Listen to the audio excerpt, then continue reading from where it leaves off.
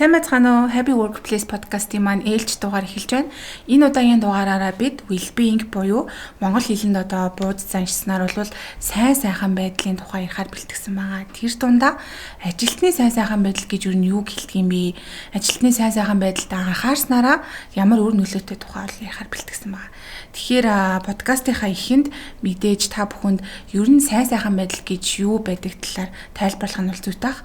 Тэгэхээр яг энэ well-being буюу сайн сайхан гэдэг сайн сайхан байдал гэдэг ойлголтыг улс орон болгон нөхцөл байдалтай тулгуурлаад маш олон төрлөөр бол тайлбарсан байдаг. За маш олон эрдэмтдийн ч гэсэн тайлбарсан онлын хандлагууд бол байдаг. Үүнээс хамгийн одоо нийтлэг түгээмэл ашиглагддаг юм хоёр хандлага байна л да. Тэр нь болохоор гедоник хандлага болон эдомоник хандлага гэж бол нэрлэдэг байгаа. Энэ гедоник хандлага гэдэг нь болохоор өөрөө юу гэсэн үг вэ гэхээр тухайн хүний амьдралд нь сөрөг нөлөөлөл бага. За тэгээд тухайн хүн өөрөө амьдралдаа зоригтой тэгээд эерэг нөлөөлөл их буюу аз жаргалтай тийм эерэг байхыг нь өөрөө гедоник хандлага гэж нэрлэдэг байгаа. За тэгээд дараа нь болохоор сэтгэл зүйн сайн сайхан үйл ажиллагаа хувь хүний хөгжилтэй холбогдох тэр хандлагын болохоор эдомоник хандлага гэж нэрлэдэг юм байна.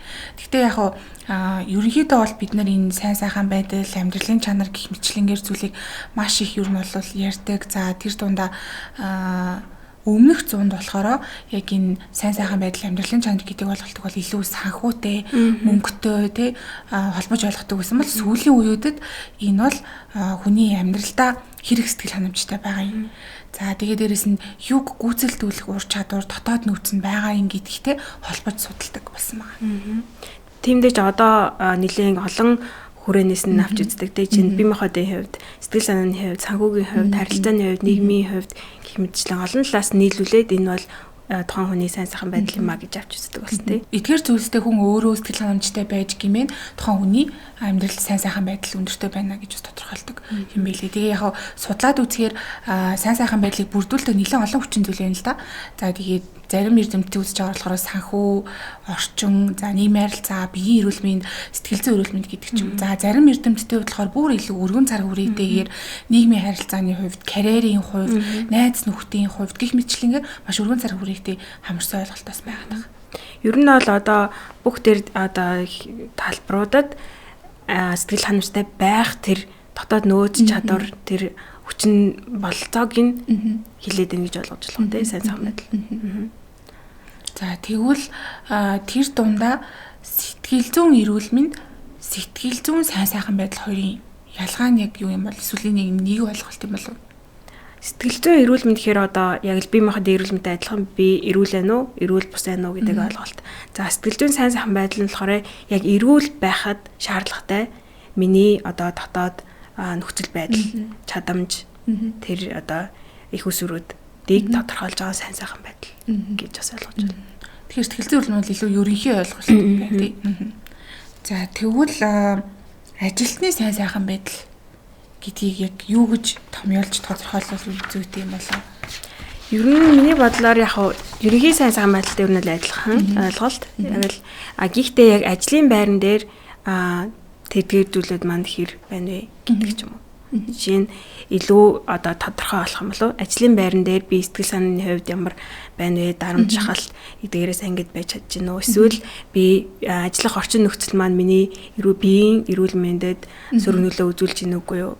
За эсвэл би нөгөө карьерийн хувьд өсөж дэвжих боломжтой байна уу гэдэг ч юм уу. Илүү ажил дээр одоо байгаа нөхцөл байдлыг холбож байгааг ажлын байран дах ажлын сайн сайхан байдал гэх юм. Ер нь бол тэгж ойлгож байна. Тэгээд нэлээ олон эрдэмтэд бас яг энэ ажилтны сайн сайхан байдал буюу employee well-being-ийн тухай бол олон онол төвшүүлсэн байдаг. За тэгээд эдгээрийг ярихаасаа өмнө ер нь ажлын байран дээрээ сайн сайхан байна гэдгийг нь юугаар хэмжих юм бэ? Юугаар ер нь харж үзэж болох юм бэ гэсэн дээр пэйж тэгээд Vela Broderick гээд хоёр эрдэмтний модель гаргасан байгаа юм л да. Ажилтны сайн сайхан байдлыг хэмжих модель гэдэг. Тэрний үеийн гэхээр хамгийн нэгдүгээр тухайн ажилтан өөрөө хувийн сайн сайхан байдал нь хэр байгаа. Буюу тухайн хүний амьдралд нь эерэг нөлөөлөл, сөрөг нөлөөллийн аль нь их байгаа юм. За тэгээд түрүүн ярьсанчлан нөгөө зорилготой байж чадж байгаа юм уу? Өөрийнхөө амьдралдаас л хангамжтай байгаа мó гэдэг тэр одоо subjective well-being нь үүний дараагаар workplace well-being буюу тухайн ажлын орчин нь сайн сайхан байдалд нэрх нөлөөлж байгаа юм. Ядчил тухайн ажлын орчин нь эрүүл аюулгүй байж чадчихна уу? За тэгээд дээрэс нь бүтээмжийг гаргаж гүйцэтгэл одоо гаргахад саад учруулах үйс байна уугүй юу гэдэг нь нэг төрлийн сайн сайхан байдал, нэг хэмжих зүйл гэсэн үг. Сүүлийн яг хэмждэг зүйл нь юу вэ гэхээр тухайн ажилтны сэтгэл зүйн сайн сайхан байдал. Одоо бид нөгөө өмнөх подкастуудаараа маш их ярьдаг. Тухайн ажилтан сэтгэл санааны хувьд ажил дээрээ тайван байж гэмээр тэр хүнээс гүйцэтгэл бүтээмж гарна гэж ярьдаг. Яг адилхан psychological well-being нь employee well-being-д ч гэсэн нөлөөлдөг юм байна л да. За тэгээд энийг нь бүр ингээд задлаад үзэх юм бол энэ гурван зүйлээр бол ажилтны сайн сайхан байдлыг хэмжиж болох юм байна. Тэгвэл дотроо энэ employee well-being гэдэг зүйл чинь ямар бүрдлүүдийг агуулсан бэ гэхээр ерөнхий нөгөө түрүүний ярьсан ерөнхий well-being-т аюу төстэй. Биеийн эрүүл мэнд. Жишээлх юм бол энийг нь ажлын байран дээр биеийн эрүүл мэндийг нь сайн сайхан байлгаж чадчих байгаа юу. Тэгээ одоо хөдөлгөөн хийх одоо давтамжинд хэр зэрэг хооллолтгийн гэдэг ч юм яг хооллох цагтаа хооллож чаддгүй. За хэрэгтэй шимтгийл авч чадчихна үү те ажлын байран дээр. За дараагийнх нь болохоор сэтгэл зүйн эрүүл мэнд буюу ажил дээр тайван байж чадчихна үү? Ажлын стресс нь хэр байна гэдгээс нь эсвэл байсан чинь тэрийг давамд болгох чадвар нь хэр байна. За тэгээд дараа нь ажлын орчны аюулгүй байдал буюу нөгөө workplace well-being те яг аюулгүй байж чадчих юм уу? Ergonomic байж чадж байгаа юу гэх мэтчлэн нөгөө ядчил сууж байгаа сандал ширээ за тийг агааржуулалт гэрэл гэдэг ч юм уу тэдгээр зүйлсүүд за дараагийнх нь болохоор нийгмийн харилцаа буюу хамтран ажиллагчтайгаа хэр зэрэг харилцаатай байд юм бэ эрэг харилцаатай байж чаддаг уугүй юу тэгээ хэр зэрэг одоо мэдрэмжээ хуваалцдаг вэ гэх мэтчлэн үзэл бодлоо илэрхийлэх аха за тэгээд дараас нь мэрэгжлийн хөгжил буюу яг нөгөө сурч хөгжих боломжоор нь хэр зэрэг хангаж чадж байгаа юм тэгээ өсөн дэвших боломж нь хэр байгаа юм гэдэг ч юм уу за тэгээ сүүлийнх нь нөгөө ажлын үр дүн хүлээлт буюу өмнөх дугаарууд дээр бидний ярьжсэнчлэн ажлын ачаалал цалин хоёрын хоорондын хамаарлал хэр байгаа юм. За тэгээ дээрэс нь тухайн хүний ажилд тавигдж байгаа шаардлага за хүлээлт нь хэр байгаа гэдэг ч юм уу. Тэгээ тэр нь тодорхой байж чадж байгаа юу гэдгээр ажилтны сайн сайхан байдал бол бүрддэг гэж үздэг байна.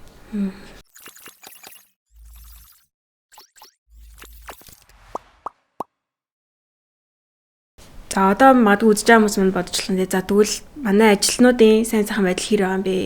Тэрээр сайн байна уу муу байна уу гэдгийг яаж мэдэж болох юм гэж бодож магадгүй тий. Тэгэхээр бид нар магадгүй ажиглаж болох нь тий эсвэл байгаа мэдээлэл дээрээ тулгуурлаад дүгнэлт хийж болно тий. Хүмүүсд нь хэрэг ажилласаа гараад байгаа. Хэрэг өвчтэй чөлөө аваад байгаа тий. Хэрэг өвчлөл их байгаа эсвэл сэтгэл ханамжинд хэрэг байгаа гэх мэтчлэн ажиллаж болох юм бас өөр байдлаар хэмжиж мэдэх боломжтой болов. Энэ дээр болохоор Америкийн сэтгэл судлаач Карл Риф сэтгэл зүйн сайн сайхан байдал гэдэг нь ерөнхийдөө ад жаргалтай шууд холбогдохгүй ч гэсэндээ тухайн хүний сайхан амьдралаас үүсэх бүтээгдэхүүн гэж хэлсэн байдаг. Тэгэхээр ер нь бол сайн сайхан байдлыг бол хэмжээд за тэрийг сайжруулах, нэмэгдүүлэх алхмуудыг бол хийх боломжтой байдаг. Тэгэхээр хамгийн нэгдүгürt бол ажлын байран дээрээ ажилтнуудынхаа сайн сайхан байдал нь ямархуу байгаа вэ гэдгийг ажиглах боломжтой. За тэгээд зүгээр ингээд суугаад ажиглаад ахгүй тий тоон баримтууд дээр ядчил тухайн ажилтнуудын бүтээмж нь хэр байгаа юм, ажлын цаг ашиглалт нь хэр байгаа юм, ажилласаа хэр зэрэг хоцорч ийн. За тэгээд хамгийн одоо харж болох нэг үзүүлэлт нь ажлаас гарах байдал буюу хүний нөөцийн эрхц нь хэр байгаа юм. Хэр удаан доктортой яг ажиллаж чадчихин гэдгээс нь бид нар харах боломжтой. Хүний нөөцийн хувьд тий. Дараагаар нь тухайн ажилтны сайн сайхан байдал яг ямар байгаа вэ гэдгийг баталгаатай тестүүдээр бид хэмжиж үзэх боломжтой. За well-being-ийн тестүүд гэж болох гэсэн. Яг хав дэлхийд дахинд бол well-being-ийн тестүүд нэлээд их байдаг. За тэгээд манай Монголд ч гэсэндээ 2018 оноос ч судлагдаад ер нь бол явж байгаа. Тэгэхээр бид нэр одоо манай Optimal Max компани гарах гэж байгаа нэг бүтээгдэхүүн болох Mind Matrix маань болохоор яг ажилтны сайн сайхан байдлыг хэмжихэд чиглэгдсэн сэтгэл зүйн судалгааны цогц платформ байна. Тэгэхээр магадгүй тэр платформоор дамжуулаад бид нэр ажилтны сайн сайхан байдлын судалгааг нь аваад за тэгээд судалгааныхаа үр дүнд хүрсэн төсөл хөтөлбөрүүдийг бас хэрэгжүүлэх боломжтой байна. Тэгэхээр төсөл хөтөлбөрүүд гэж ярьсан дээр нэмээд ярихад ажилтны сайн сайхан байдал гэдэг бол дан ганц тухайн ажилтны асуудал юусоо байдаггүй.